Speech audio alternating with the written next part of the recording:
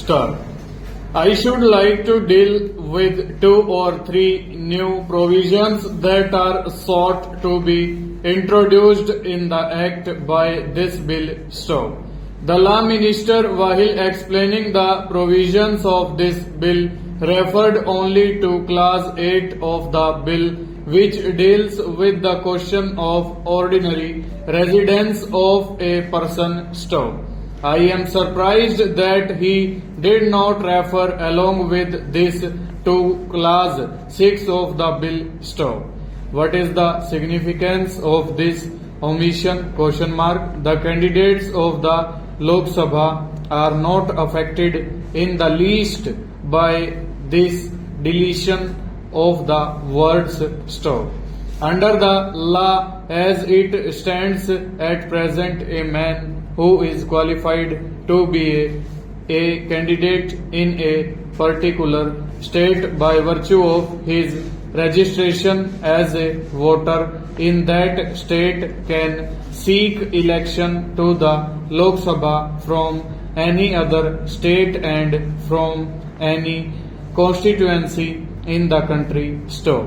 But the effect of it will be felt only by a candidate for election to the Council of States. Stop. I can very well understand the Lok Sabha readily making the change because its members are not at all affected by it. Stop. But I should like to understand the reasons that led the government to acquiesce in this change. Stop. Indeed, perhaps the government themselves proposed it in the bill. Stop. What are the reasons that led the government to suggest this change? Question mark. What harm would be done if the name of a man is entered in two constituencies in two different states? Question mark. It is obvious that he cannot vote in two different states at the same time. Stanza.